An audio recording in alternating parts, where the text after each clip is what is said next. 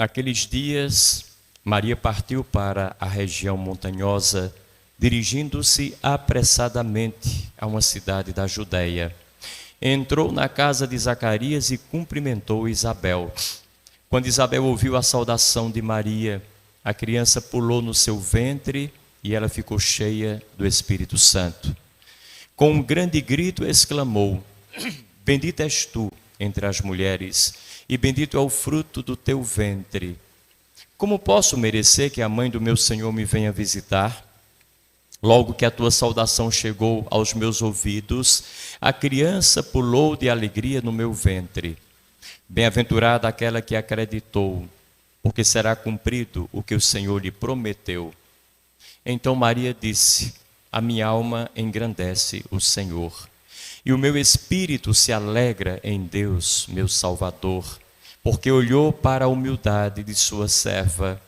Doravante todas as gerações me chamarão bem-aventurada, porque o Todo-Poderoso fez grandes coisas em meu favor. O seu nome é santo, e sua misericórdia se estende de geração em geração a todos os que o respeitam. Ele mostrou a força do seu braço, dispersou os soberbos de coração, derrubou do trono os poderosos e elevou os humildes.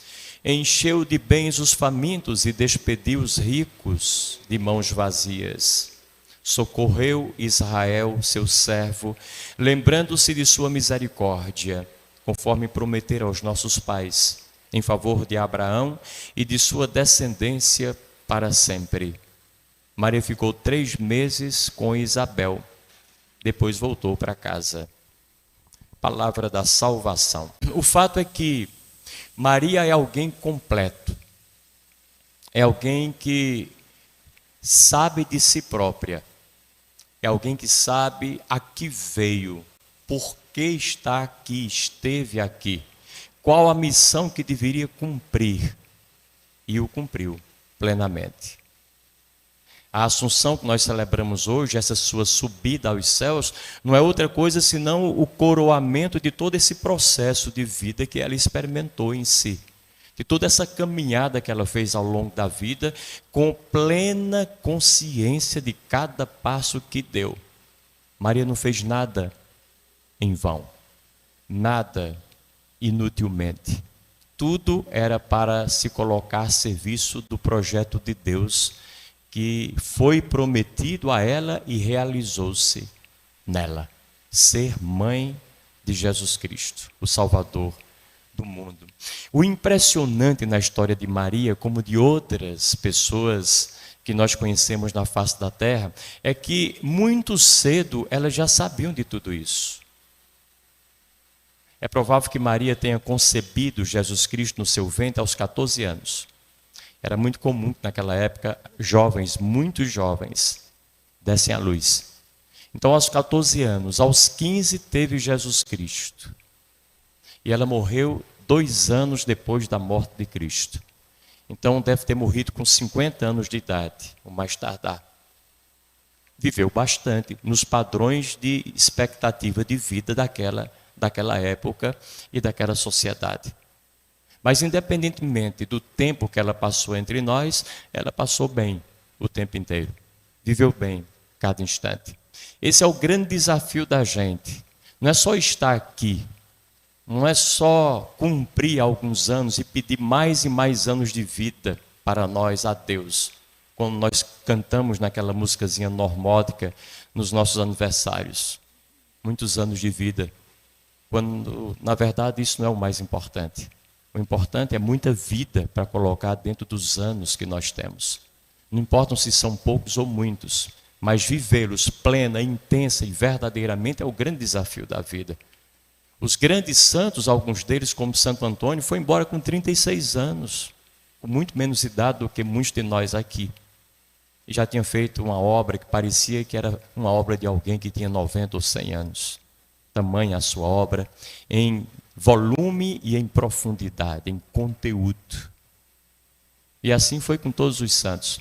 Então é muito importante que a gente veja Maria como essa luz que nos ilumina e nos inspira a que nós também possamos procurar hoje dentro de nós, cada um na sua idade, no lugar onde está, nas circunstâncias em que vive, procurar o sentido da sua vida, a finalidade com que está aqui, porque todos nós estamos aqui com uma finalidade, ninguém se engane sobre isso. Não nos iludamos com cantigas outras. Estamos aqui para cumprir uma finalidade. E não é simplesmente, eu estou aqui para ser feliz. Esse jargão a gente tem ouvido sempre das pessoas. E a gente tem quase uma obrigação de ser feliz. As nossas crianças e adolescentes vão ouvindo isso e bebendo dessa fonte e também se sentem obrigados à felicidade. Só que felicidade para eles e para nós é sinônimo de bem-estar, de vida tranquila, boa, paz e alegria, sombra e água fresca, prazeres e mais prazeres, comida boa quando a gente precisa dela e deseja, da bebida da melhor, roupa nos trinques. Para nós felicidade é isso. E aí quando alguma coisa falha e nós não temos uma dessas coisas que atribuímos à nossa felicidade, a condição de sermos felizes, aí o mundo acaba. E a gente se revolta, como se Deus tivesse feito esse contrato conosco e assinado embaixo, e agora ele falhou no contrato. Na verdade, ninguém está aqui para ser feliz. Nós estamos aqui para cumprir uma tarefa. E essa tarefa tem muita felicidade, mas tem muita infelicidade nela. Tem muita alegria, certamente, mas tem muito desprazer, muita tristeza. Tem muitas gargalhadas boas que nós damos, mas tem muito choro e muitas lágrimas derramadas. A vida é muito mais do que ser feliz ou infeliz.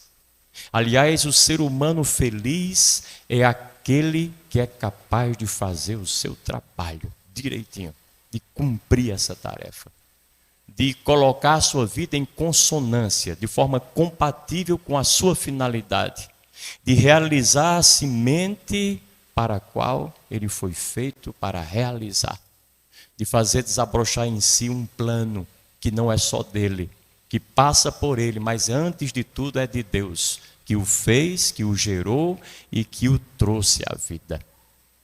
No fundo, a assunção de Maria e a sua trajetória, desde menina, quando concebeu Jesus Cristo, até o momento em que foi para os céus em corpo e alma, é uma pergunta sobre o sentido da nossa vida e, sobretudo, sobre o propósito da nossa vida.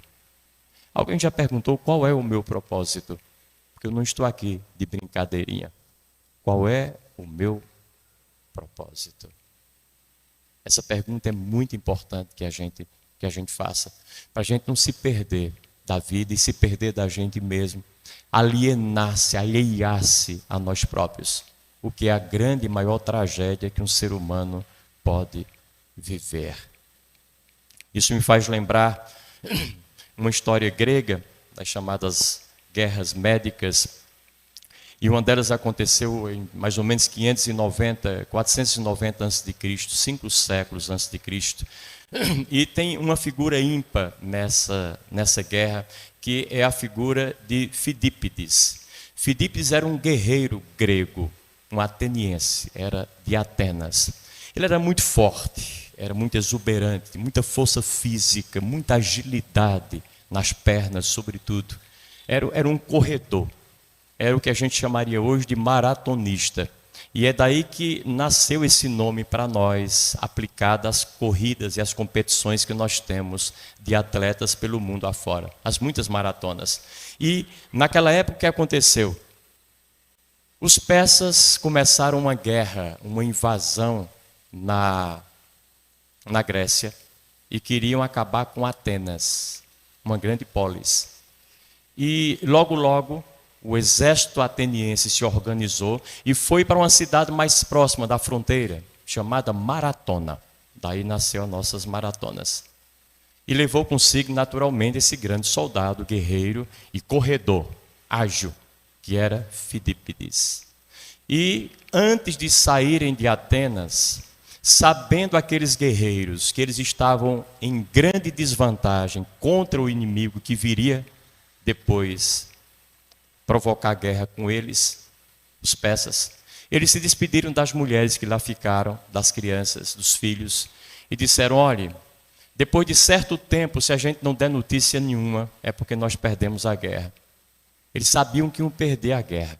Eles tinham mais ou menos 10 mil soldados. Os persas vinham contra eles com 50 mil soldados. Um monte de artefato e ferramentas de guerra e armas e tudo mais. Eles sabiam que iam ser derrotados. E disseram: mas vocês não deem o prazer da vitória para os inimigos, porque eles virão aqui para tomar a nossa cidade. Antes que isso aconteça, vocês destruam a cidade e se matem. Mas não deem o prazer da vitória para o inimigo. Essa foi a ordem deixada para os de casa, que lá ficaram. E eles se mandaram para o campo de batalha, lá em Maratona. Houve lá alguma coisa importante, uma estratégia nova que o cabeça pensante, o general ateniense, implementou, e eles ganharam a guerra, mesmo em plena desvantagem contra os persas. Agora, depois de ganharem, a preocupação. Está esgotando o tempo que a gente deu para as mulheres e para os filhos. Eita, se eles não souberem que nós vencemos a guerra, eles vão destruir a cidade e vão se matar, conforme combinaram conosco. Fazer o que agora? Hoje, a gente pegava o celular e ligava. Lá naquela época não havia comunicação. E aí recorreram a Fidípides, esse grande e exuberante atleta, corredor. Ele já tinha corrido muitos quilômetros para defender Atenas e o mesmo exército em ocasiões anteriores. Fidípides, vá correndo lá em Atenas. Olha, e não pare na estrada. Use toda a força que você tiver. Essa é a batalha da sua vida. Esse é o seu propósito. Essa é a sua missão. E diga ao povo lá em praça pública que nós vencemos, para que eles não destruam a cidade e não se matem como haviam combinado. Fidípides depois pegou a estrada, aí pernas, para que te quero? Foi embora. Não parou de jeito nenhum. 42 quilômetros é o que corresponde às maratonas de hoje. 42 quilômetros. E aí ele chegou em Atenas. Agora a gente sabe como é que ele chegou lá. Esbaforido, cansado, exausto ao extremo. Estava no limite da sua capacidade humana, da sua força física. Mas ele conseguiu chegar lá na praça pública, e as pessoas, quando o viram entrar correndo, foram atrás. E lá, ele olhou para todo mundo e disse: vencemos, caiu e morreu. Não teve condições de dizer mais nada. Mas não precisava dizer mais nada. Ele foi para lá para dizer essa palavra e acalmar os corações dos atenienses que lá ficaram. Eu tenho para mim que nós só seremos felizes quando tivermos dito a nossa palavra. Cada um que veio à terra tem um recado a dar. Não é só com a palavra, com a boca, é com a vida, é com a sua atitude, é com o seu exemplo, com o seu trabalho, é no cumprimento do seu propósito. O propósito daquele guerreiro foi esse. E ele se preparou a vida inteira para poder fazer essas corridas. E na hora que o exército precisou dele, a pátria precisou dele, ele estava ali, a postos. E não decepcionou ninguém. Não declinou dessa sua tarefa, dessa sua missão imprescindível. Eu acho que nós viemos ao mundo e à vida para dizermos essa nossa palavra, que é única, que ela corresponde a cada um, não é transferível para ninguém, é sua e somente sua, e cada um vai ter que dizê-la, porque a missão é pessoal, ainda que ajude a coletividade, ainda que seja feita com a colaboração, a contribuição, o companheirismo lado a lado de outras pessoas, mas o que você faz, só você o fará, ninguém o fará por você. Antes de tombarmos mortos, antes de cairmos sem vida, precisamos nos assegurar de que essa palavra sagrada e imprescindível será pronunciada. Nós não vamos sair daqui sem pronunciá-la. Esse é o grande desafio para nós em termos de vida. Encontrar a nossa palavra, o nosso lugar, encontrar a nossa tarefa, encontrar o nosso propósito. Eu costumo pensar, nós na face da terra, como um grande quebra-cabeças de pessoas, e cada pessoa com a sua missão. Agora, se eu não fizer a minha parte, o buraco no quebra-cabeças vai ficar lá. Aquela partezinha correspondente ao preenchimento da minha peça não vai ser preenchida. Eu vou deixar uma lacuna, um buraco, uma grande fenda, um abismo, dependendo da minha tarefa nesse quebra-cabeças que é o mundo. Ou seja, alguma coisa de importante que vai faltar para toda a humanidade, não só para mim, eu deixei de realizar. E eu não tenho esse direito. É por isso que a coisa fundamental, imprescindível, para a qual nós já estamos atrasados, dias, horas, anos a fio, é encontrar o nosso propósito e começar a realizá-lo já. Não importa que idade nós temos. Maria começou, sabia do propósito dela com 15 anos de idade, com 14 anos de idade. E outras tantas pessoas. Nós já estamos bem atrasados em relação a isso. Porque ainda estamos muito perdidos nas coisinhas que nós achamos que fomos feitos para fazer. Comer, beber, nos satisfazer, gozar a vida, passear e dizer eu vim aqui para ser feliz. E todo dia perguntar o que é que eu posso tirar de vantagem daquele lugar, daquela pessoa, daquele trabalho, daquela religião, de sei lá o que mais. O que é que o mundo pode trazer de bom para mim? E a gente acha que o propósito da vida é esse: sugar a vida, sugar o mundo, roubar dela até a última centelha de força. Está na hora da gente começar a fazer uma pergunta diferente. O que é que eu, com a idade que eu tenho, no lugar em que eu cheguei, em que eu posso contribuir para melhorar o mundo? O que é que eu posso fazer de mim mesmo para dar uma vida nova a essa vida da qual eu faço parte?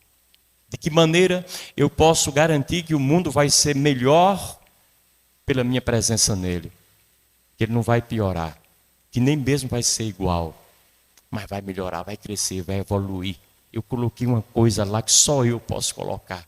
E essa peça não vai ficar faltando.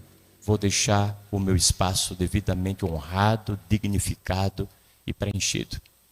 A palavra que me coube dizer, ela vai ser dita.